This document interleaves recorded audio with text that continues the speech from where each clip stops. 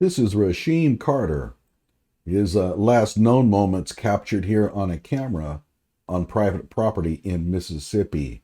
We're not sure how long afterwards, but he was killed. We don't know how. We don't know who.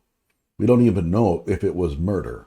Although there are claims by the family that he made comments that indicated some white dudes were after him. So he's out here running around on private property, and the trail cam caught him. After this was divulged, they went looking for the body with cadaver dogs, and they found him. And the bones were everywhere. So that led to speculation that whoever killed him must have dismembered him. I have said all along that's the work of animals. But okay, that's not the issue here. What we're talking about today is the propensity to lie. And I have a feeling that Ben Crump and the family are doing a lot of that. Hello out there.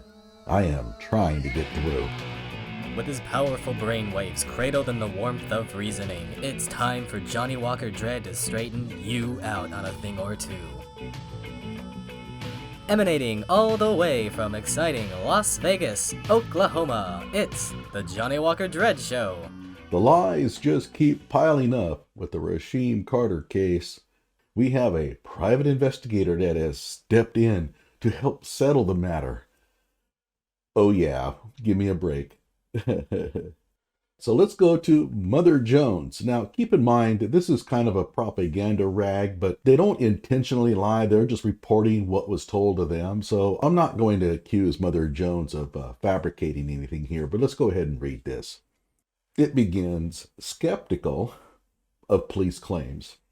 Carter's family began working with a private investigator who made several disturbing allegations, including that Carter's bones were broken in smooth cuts, possibly inconsistent with an animal attack, and that his severed penis was found decomposed in his mouth. What?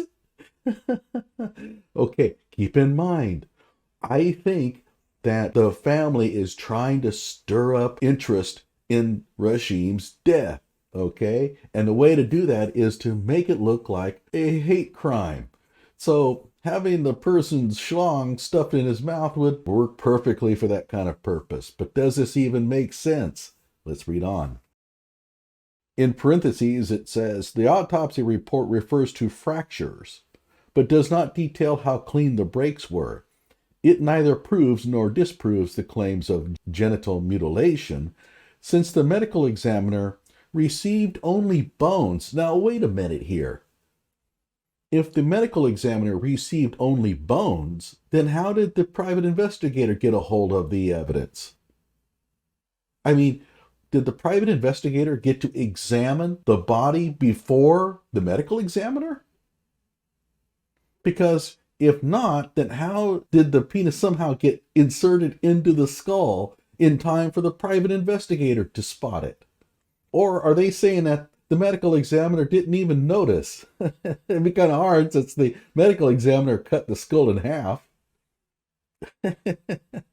So I think that the medical examiner would have noted if there was a penis inside the mouth.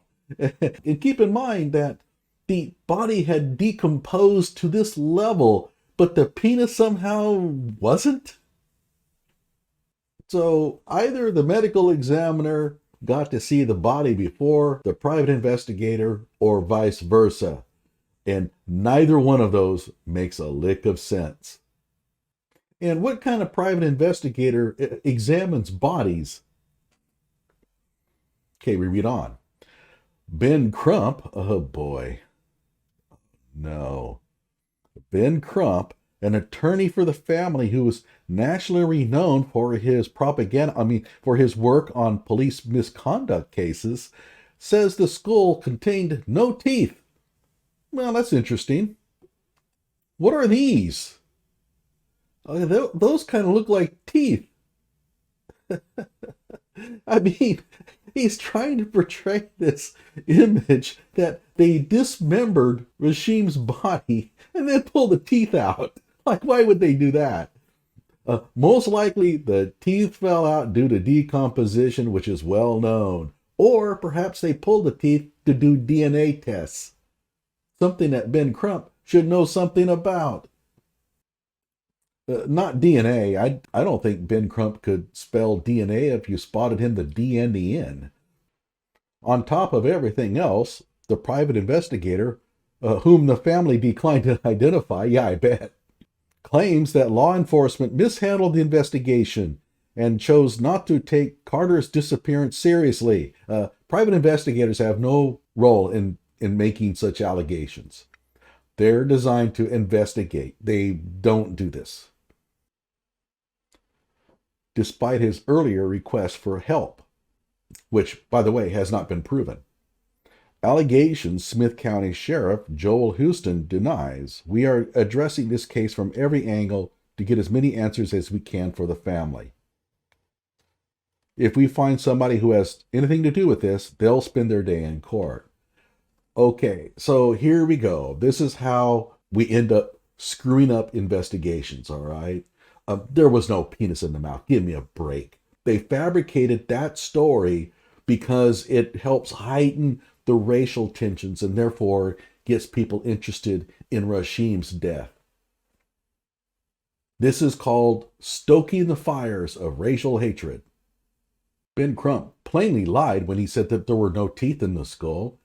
But again, he doesn't care about the truth, but his fans won't care. They only want to find a bunch of white guys they can convict for this. And by the way, any white person who gets put in the crosshairs is going to get into a lot of trouble with these people. They don't care if he did it. I'm telling you, we know that. They're not going to care about the facts. Well, it turns out that his cell phone was pinging in a completely different location. But he could have left it at home. But he didn't leave it at home. But the cell phone was pinging at the work site. Well, and that's how it starts. The facts don't matter. And again, the evidence box. I'm telling you, suppose that the trail cam picked up a couple of black dudes chasing Rasheem, and they went to Ben Crump with the video and they said, hey, Ben, it turns out that we had it all wrong. It looks like a couple of black guys actually killed him. Here's the video evidence. Take it to the police.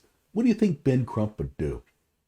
I ask that seriously. What do you think he would do with that box? Like my video and subscribe to my channel.